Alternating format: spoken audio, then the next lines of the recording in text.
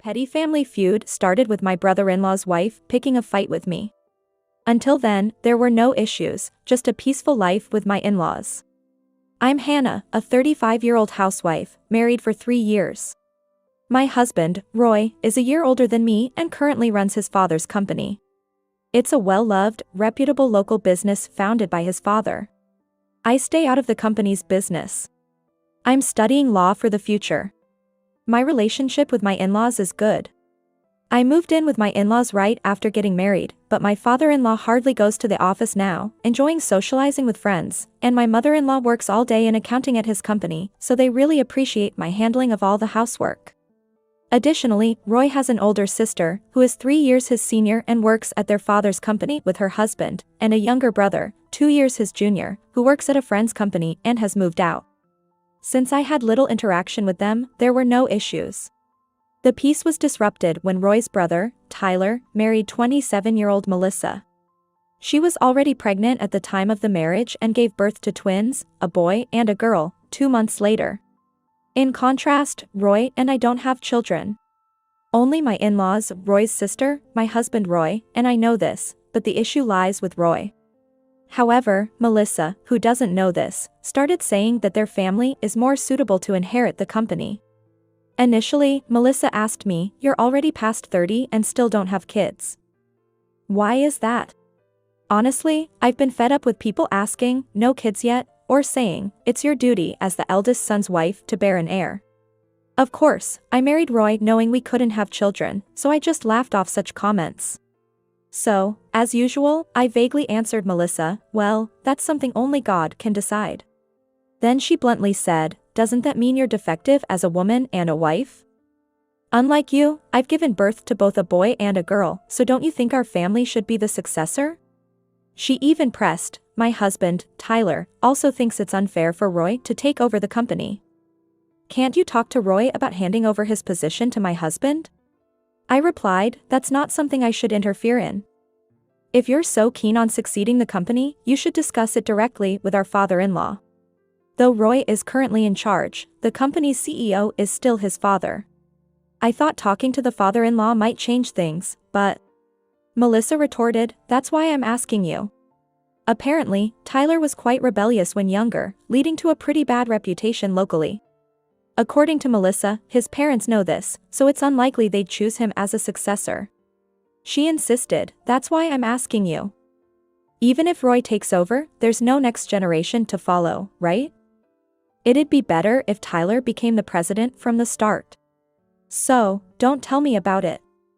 If Tyler was wild in his youth, then he should work on redeeming himself." As I grew increasingly angry and voiced my opinion strongly to Melissa, she looked annoyed and snapped, "Fine.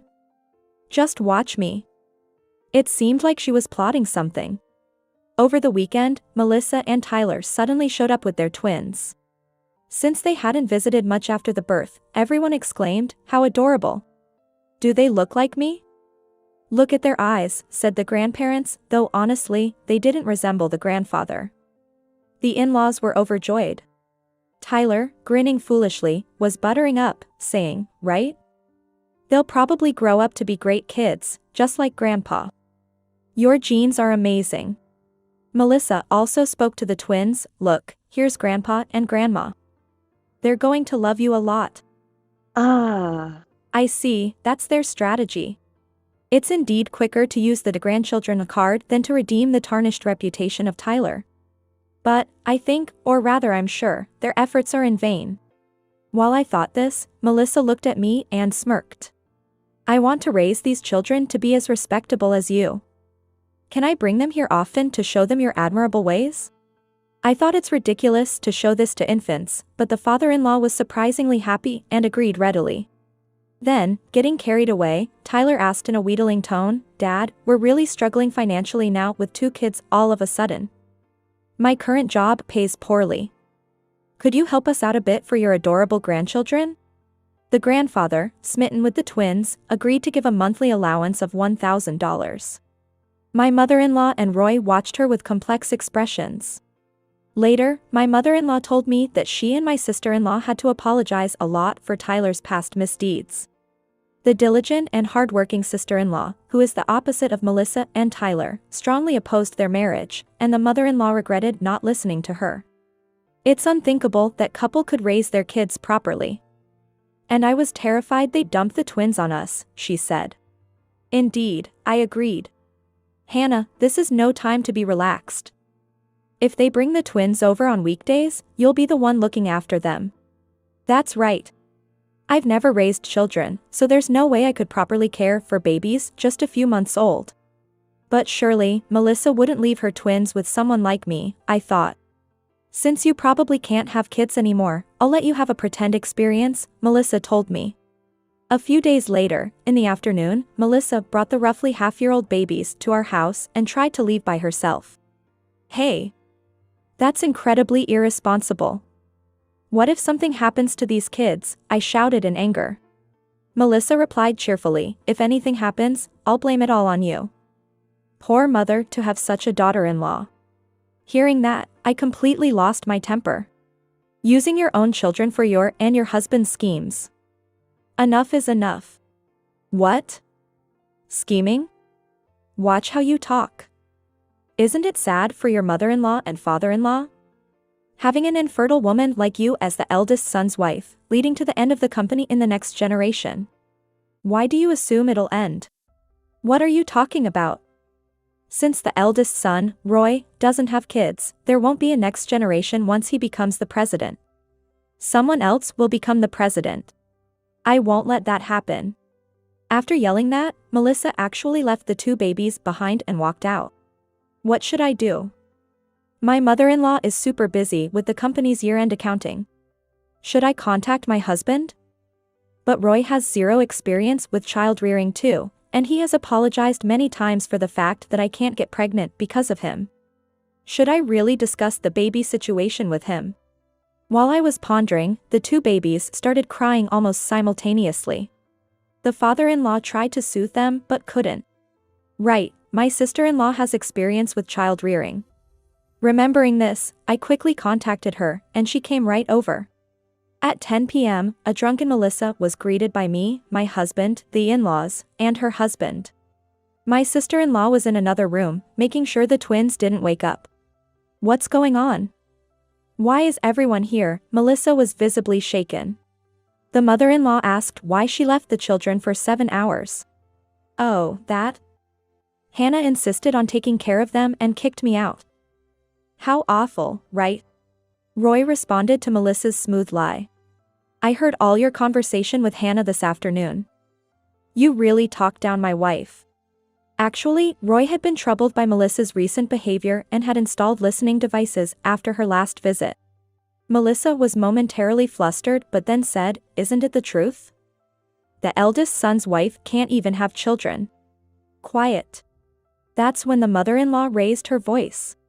The fact that these two don't have children is something my husband and I have already accepted.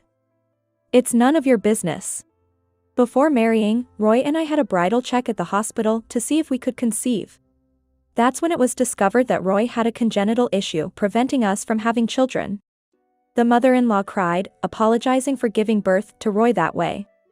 That's why she protected me from Melissa's abusive words. And she kept the fact that Roy was the cause a secret. Her kindness truly touched me. After being scolded by the mother-in-law, Melissa, unable to grasp the situation, turned to plead with the father-in-law. But, we have children. To ensure the company's continuation, the next generation's successor is necessary, right? Right? Then the father-in-law calmly replied. We haven't thought that far. Whoever becomes the next president can decide. Choosing a successor just because they have children is absurd. Hearing this, Melissa and Tyler's expressions changed. So, does that mean Roy is the next president? Tyler almost shrieked. The father-in-law responded. No, I'll let your sister take over. We decided this before you two got married. The brother-in-law couple's faces looked as if they had been hit by a bullet. But, the sister is a woman, Tyler managed to say. The father-in-law cut him off. She has always been excellent academically and popular. Plus, you might not know this, but she had to apologize for your misdeeds. Since then, she's been known locally as polite and dependable. Next to the stunned brother-in-law, Melissa turned her anger towards me. You knew about this, didn't you? Why didn't you tell me? What? I did say, someone else will become the president. I'm not part of their company, so I can't say more than that. Then Roy chimed in. The $1,000 we were giving you was from my pocket. We couldn't use the company's money, and I wanted my dad to enjoy his salary and pension. Plus, I do love my nephew and niece. But after discussing with Dad and my sister, we've decided to stop it from now on. Hearing this, both Melissa and Tyler went pale. What? That's a problem. We're spending so much on childcare. Such excuses didn't work with my husband. What are you talking about? We felt sorry for you saying life was tough, so my sister and I discussed hiring Tyler in our company. When we had a private investigator check as part of a background check, we found out you two often left your kids with your parents to go clubbing.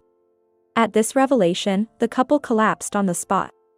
Still, they desperately clung to their in-laws, but the father-in-law firmly stated, we're leaving the company to your sister and her husband, and the house affairs to Roy and his wife. Please don't rely on us anymore, and they were left crying. Starting a family feud for nothing. Later, I heard that the brother-in-law couple were discussing divorce. Neither wants to pay alimony nor child support, and the brother-in-law is ranting, they're not my kids. They don't look like me, while Melissa left the kids with her parents and is refusing to let them see their father. Apparently, she doesn't want a DNA test. Whether or not the twins have the brother-in-law's blood, they will certainly not inherit the company, but it's a bit sad for the innocent twins. Roy, my husband, is set to become the president of the subsidiary where my sister-in-law and her husband have been working since before our marriage. I won't be helping with my in-laws' company, and I've been studying labor law. It's to assist in this new role. I'm also scheduled to be appointed as the executive vice president, and I'm determined to make it a better place for our employees to enjoy working.